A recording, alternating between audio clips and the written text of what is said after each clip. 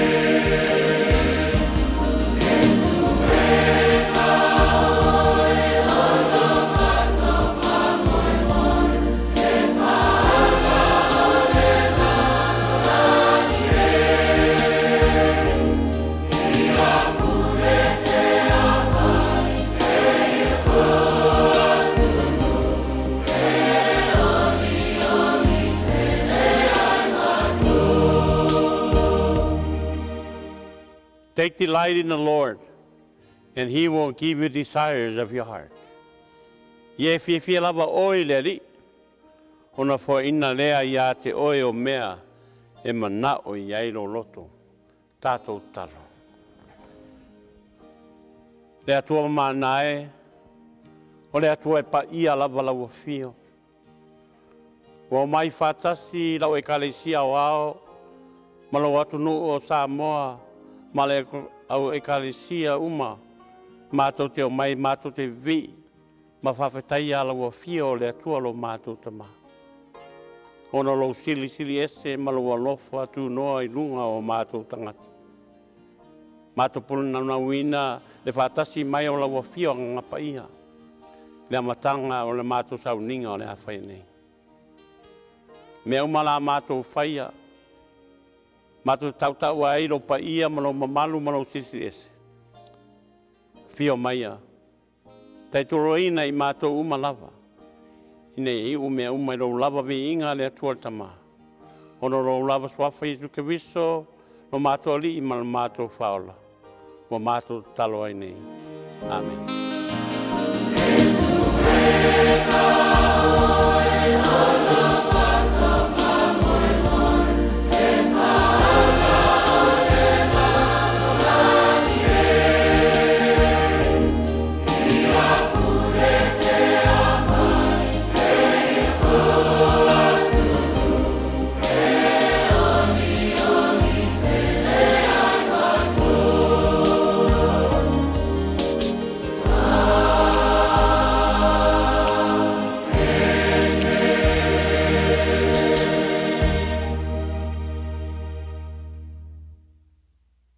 O le atatou vi atu i le atua, i lona vi inga e fitsful maltonu.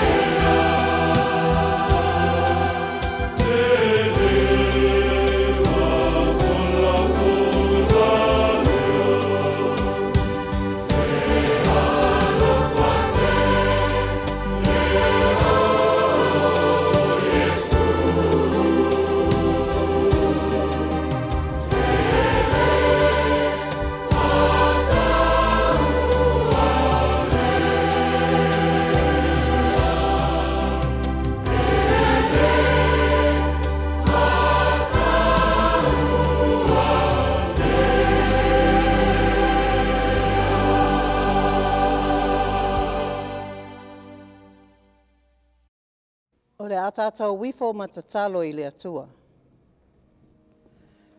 Le atua mamanai, le atua o le o le mana umalava.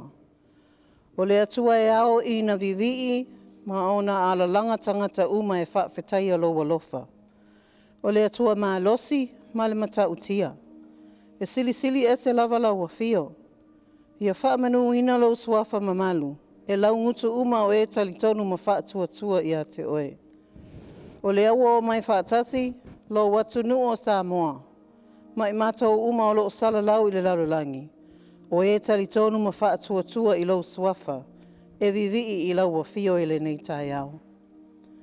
A wae te tau ma ono mea. Whaafetai le atua I lau tau singa. Ma lau puipuinga I lo mātou watu nuu. Mai taua ma wha lave lave wha nātura.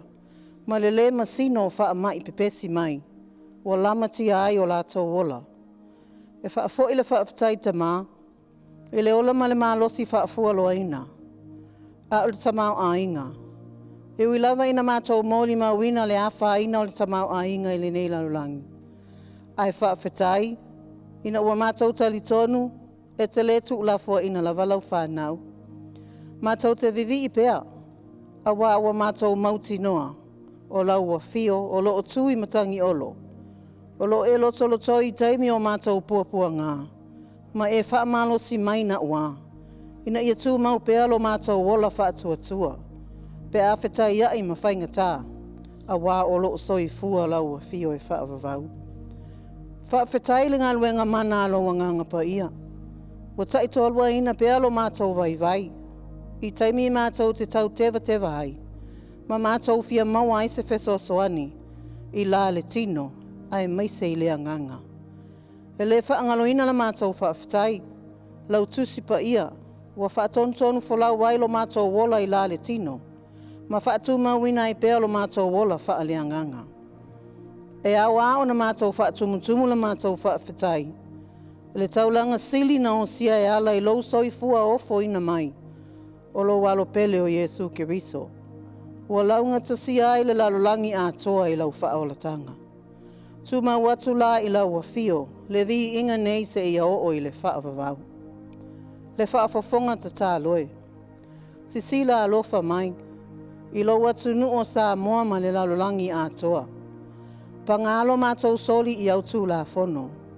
Ai maise lo mātou lea o a so o ai, ma o a o ai I a mātou whanau.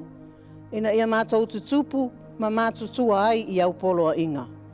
E whaatu mawina ai lo mātou wola whaatua tua. Wha mangalo I mātou, ua le ma whai ona mātou whaasusulu atu lo malamalama. A ua mua ona mātou whaasusulu atu o mātou tofi, ma o mātou wangawaa. Ua mātou le fitu tausi ai, ua mātou walo lofa whaapito. Ua mātou le whaitau I lau tuspa ia, e wha manatu mai ai. O lo sisila la ua fio I o mātou wala uma. E o lava I o mātou mano tunatunga lilo. Wa ngasala lo watunu uma. Lea tuai. Wha maa lolo watunu uma le lalolangi a toa. E o lava ina mātou wa ngasala. Ai o lo e tu wawa noa mai pea. Wa ele tau I mai lo to asa. Ai o lo walofa. E ala le tau langa na o sia I lo walo pele. Na fio mai I le lalolangi ina ia wha taunu uina ai lau wha aolatanga. Wa lava lea matatoe wha amanga lo ai, soli tū la fono umalava alo mātou atunuu. Lea tua o le alofa ma le alofa muti muti vale. O la ua fio le puna o wha amanuianga uma. Le lingi wha ua mai au wha amanuianga ilo mātou atunuu pele o Samoa. O whai ngā mālo o Samoa na lua. Alofa ngia taitai o mālo taitati. Ia wha vai le atua la tau wha I unga ma taitai ma le alofa. Mana tua sa I linga o taitai si o mātou atunu o Samoa. Ai maise le mālo tele o Amerika. Ia fili mai e lau wafio ni taitai alo lofa. Ma e tali tonu I lau wafio. A wate manuia o lo watunu o Samoa ma Amerika nei. Mātou te tatalo tamā.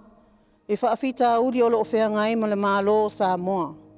O fuala au whaasaina ma isi lava whaafita uli. Wā whaaina aisi o mātou atunuu.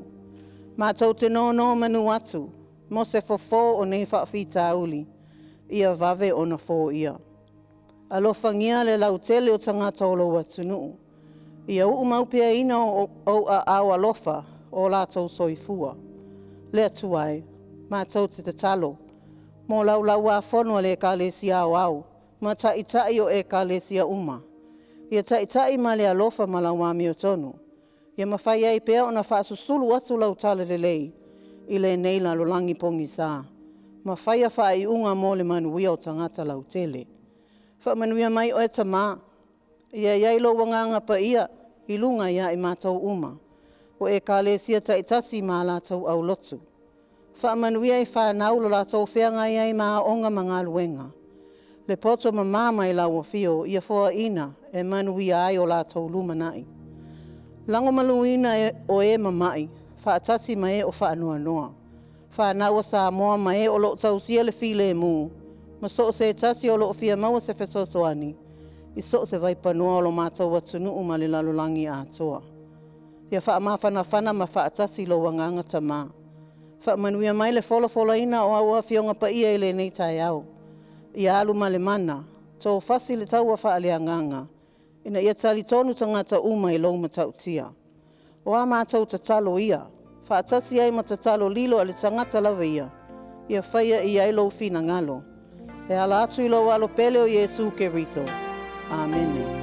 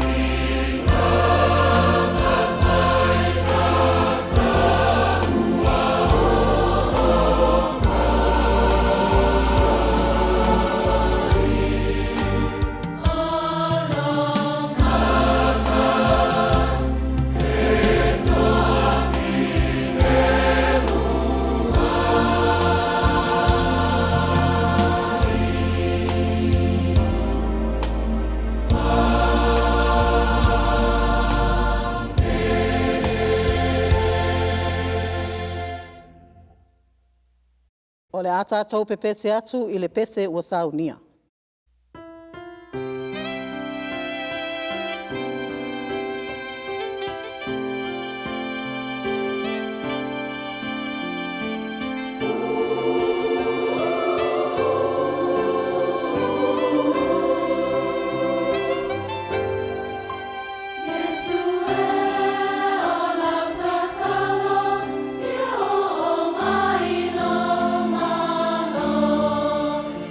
Yeah.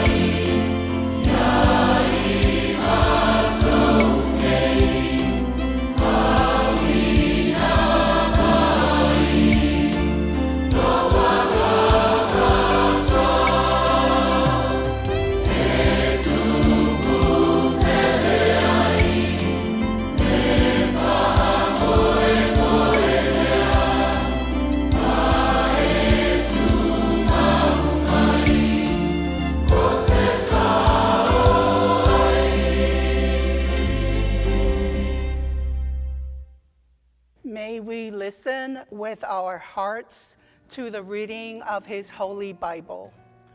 Reading of the Holy Bible in the English language. From the Old Testament, book of Deuteronomy, chapter 6, verses 1 through 9. Deuteronomy, chapter 6, verses 1 through 9.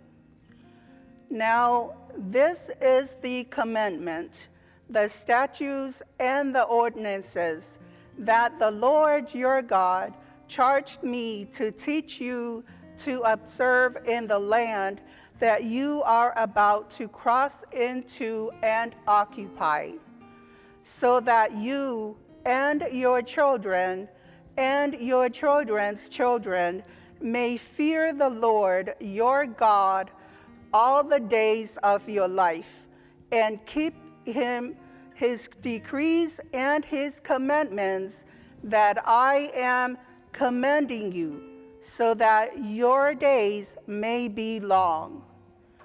Hear, therefore, O Israel, and observe them diligently, so that it may go well with you, and so that you may multiply greatly in the land of flowing with milk and honey, as the Lord, the God of your ancestors, has promised you. Hear, O Israel, the Lord is our God, the Lord alone. You shall love the Lord your God with all your heart, and with all your soul, and with all your might. Keep these words that I am commanding you today in your heart. Recite them to your children, and talk about them when you are at home and when you are away, when you lie down and when you rise. Bind them as a sign on your hand. Fix them as an emblem on your forehead, and write them on the doorposts of your house and on your gates. From the New Testament, book of Galatians, chapter 3, verses 23 through 29. Now, before faith came, we were imprisoned and guarded under the law until faith would be revealed. Therefore, the law was our disciplinarian until Christ came, so that we might be reckoned as righteous by faith. But now that faith has come, we are no longer subject to a disciplinarian. For in Christ Jesus, you are all children of God through faith. As many of you were baptized into Christ, have clothed yourselves with Christ. There is no longer Jew or Greek. There is no longer slave or free. There is no longer male and female, for all of you are one in Christ Jesus. And if you belong to Christ, then you are Abraham's offspring, heirs according to the promise. May God bless the reading of his Holy Bible.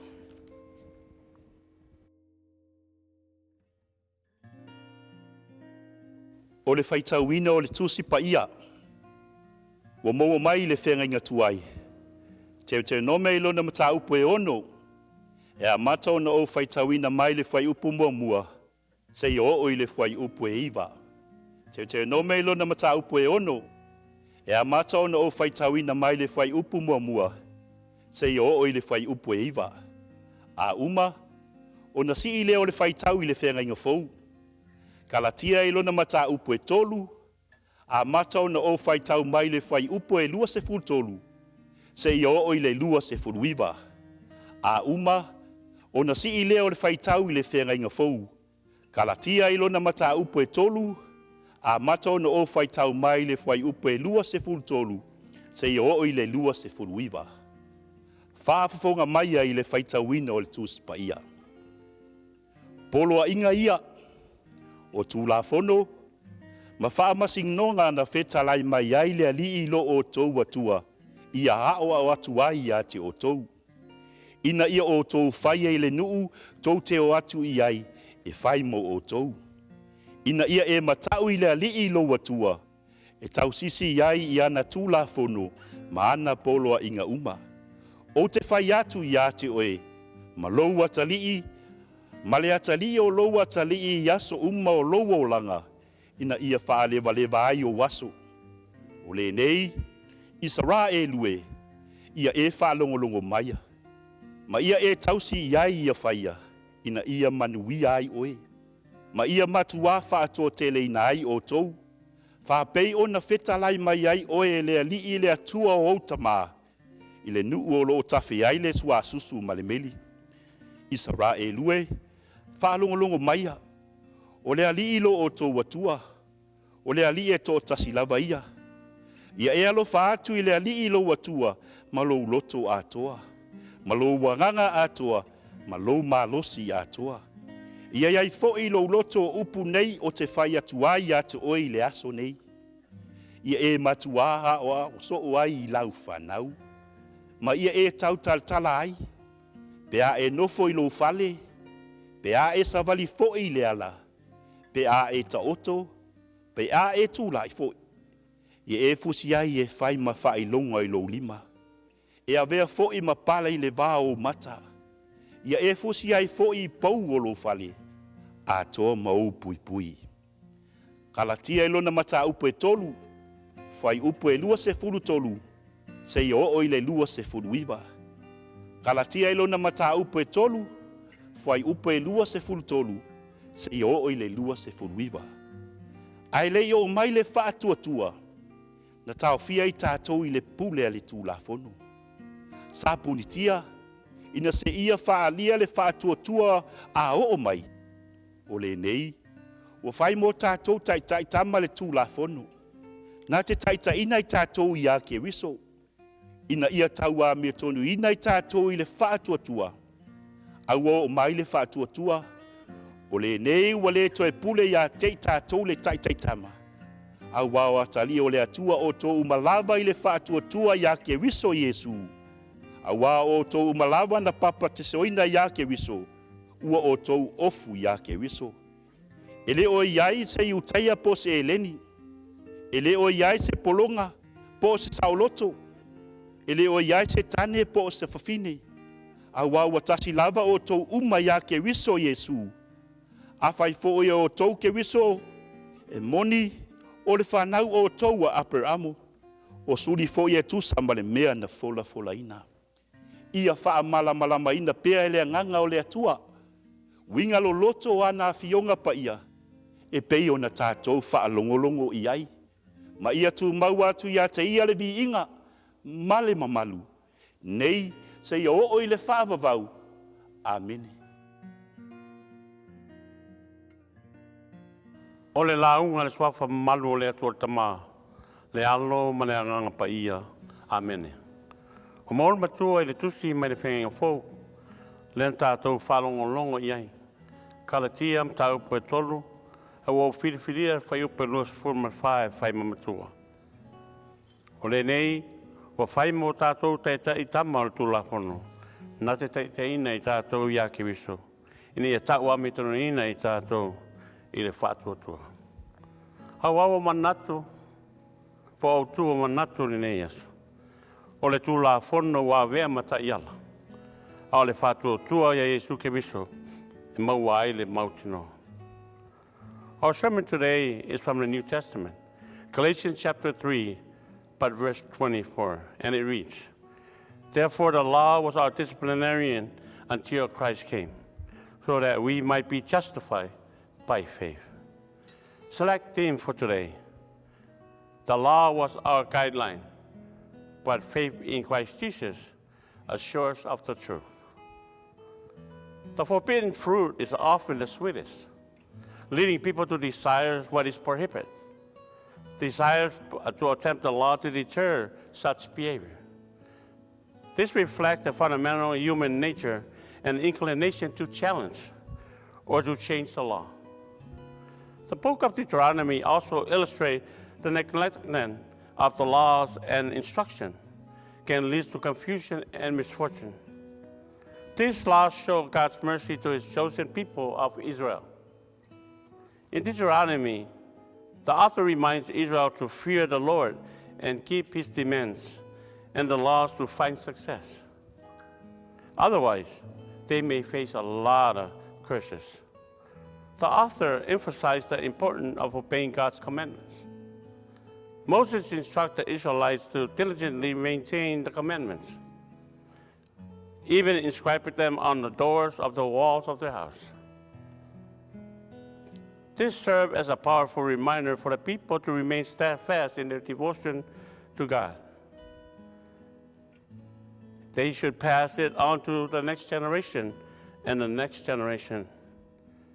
In Paul's letter to the church in Galatia, the Apostle Paul expressed the sadness over the members being led astray from the true gospel of Christ Jesus. He emphasized that true acceptance of God comes from faith in his grace, not from following the law. The Galatians' faith has been swayed by false teaching, causing Paul to urge them to return to the genuine foundation of their faith in Christ Jesus. The church in Galatia has been misled by teaching of promoting cultures and practice and good works for salvation. Paul emphasized that true salvation comes from faith in Jesus Christ and underscored the significance of united in Christ with defending teaching against challenging of his authority. Paul reminds them that true salvation comes from faith in Christ Jesus only. He also emphasized the importance about unity in Christ to defend the gospel message to receive from Christ. These are issues people face in the time of Moses by the law, but often from the resurrection of Jesus and the beginning of the gospel of the church of the Lord will set them free, their sons and daughters, and one in the Lord. Fellow Christians, we need to be aware of challenges that we face in this world. That is why we need to stand fast in faith through Jesus Christ and his love. Let us not get persuaded easily from false teaching and even evil people that try to sway us away from God. It is faith alone in Jesus Christ that assures us of the truth, and his laws serve our guidelines for principle. In Samoa, the widespread issues of drugs abuse and significant impact our nation and aspect of our society. This has occurred because we are drifted away and not adhering to the laws and the commandment of God that our ancestors and parents instilled in us. To love God, to have faith in God. Let us not seek recognition and momentarily glory from the world. Instead, let us adhere to the teaching of our Lord Jesus Christ. Remember, we should not hold the ministry of the gospel of Christ accountable for the circumstances in our lives, but rather hold all of us, claiming to be Christians, accountable. O whasa mo ina se tasio la ngā upu whapeta ni e whapea. O fua o la au whasa ina. A o fua lava ia e au pito sili o na suma lere tofu. O le winga o whamtalanga.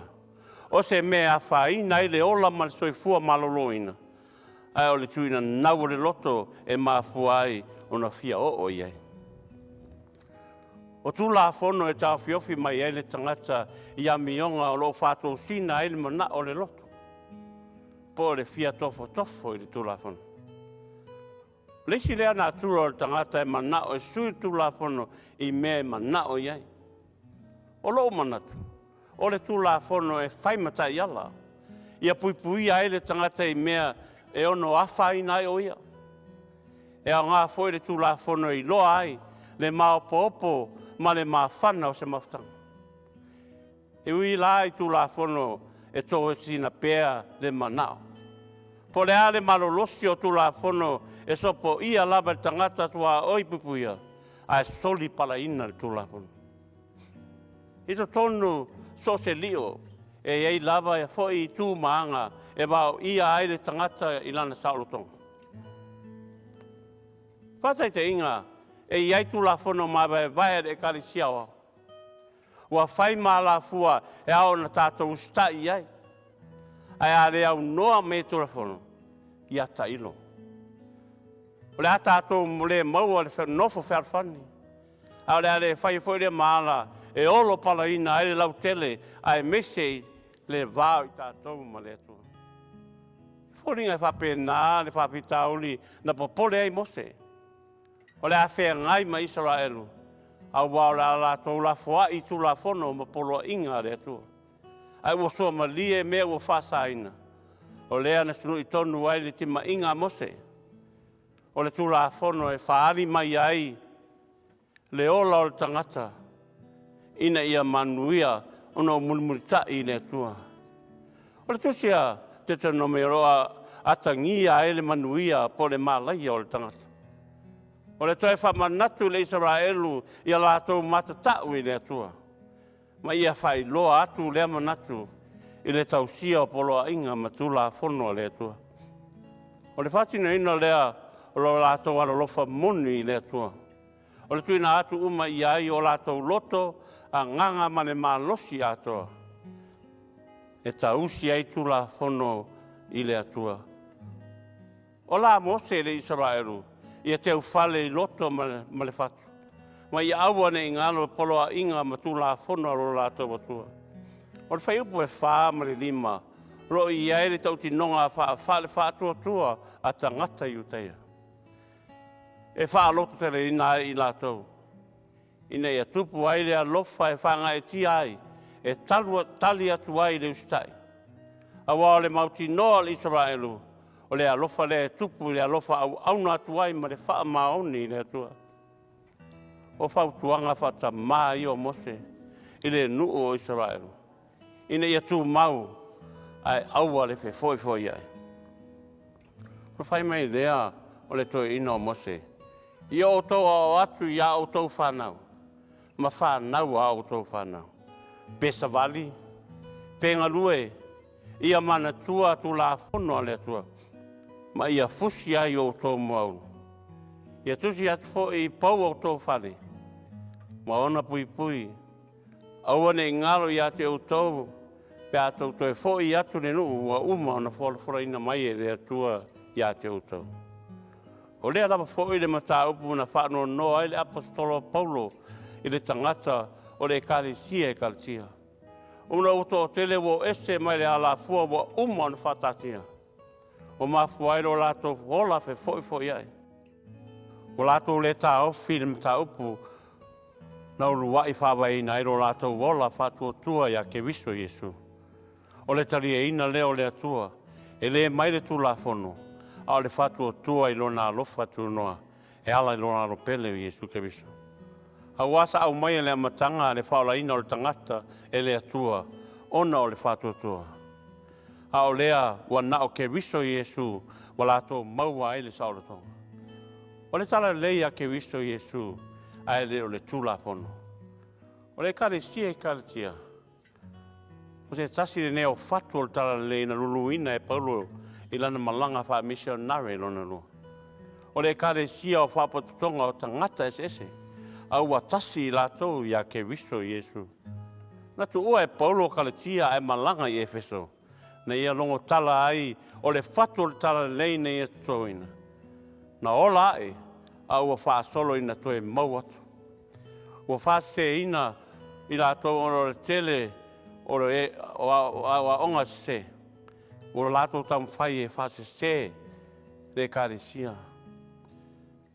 O le ala lea na ina apostolo Paulo I le karesia. O mafua ai o ne atu e tusi atu. ma whala e au atu se to e foi le whatua tua o tangata i le whawai mautu o ke wiso Iesu. Wali ua ono le tele o tala inga le au papoto. Wa whase ina ai tatu nunga o le kalesia e kalesia. O le whatua tua lea ia ke wiso Iesu. O la Paulo. Au ane inau nau e whamli ina tangata inga luenga le nei. E ala mai le tula fono. A le whatua tua i le atua. E maua ai le alofa tu noa o le atua. Au ane i whamoe moe le tangata. A o le atua. O le alofa tu noa o le atua. E ala mai a ke miso Iesu. O le whaola ina lea na saunia. E sauwhanga ai le tangata i lona malo. Pe a whatua tua i atea. Ai mese lona nau ia tasi le kalesia.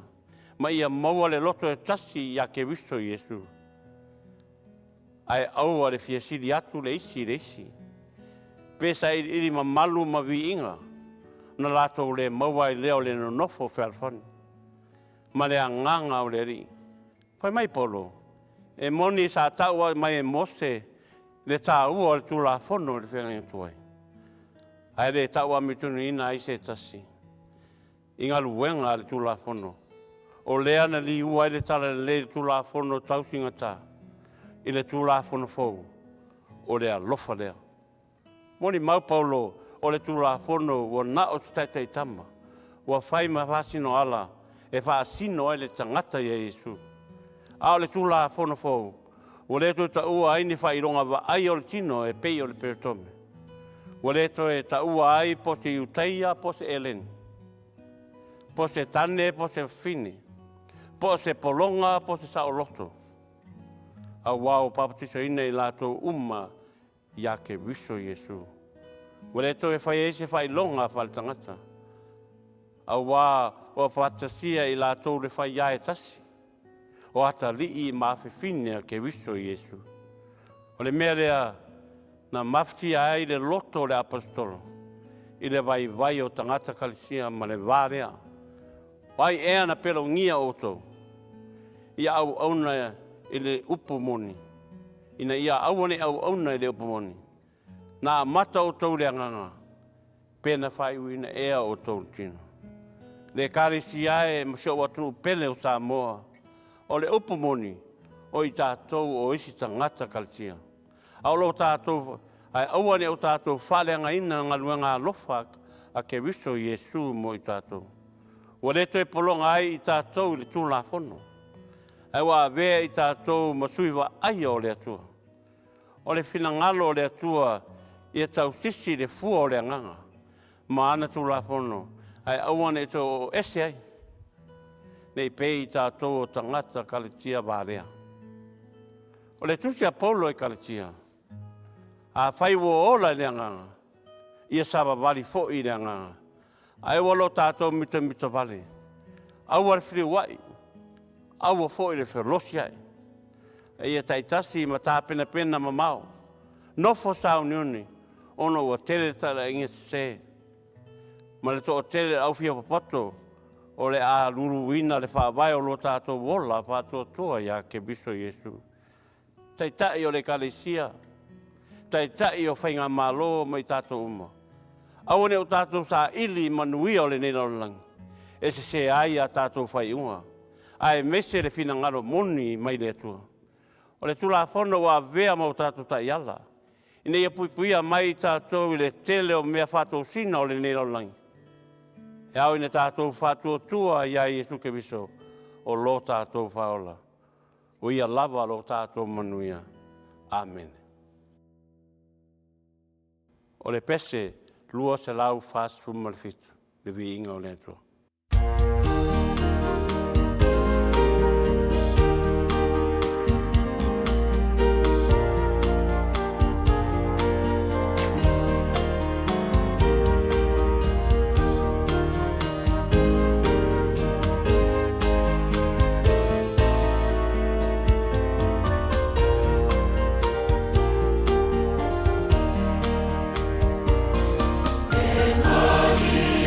Aloha.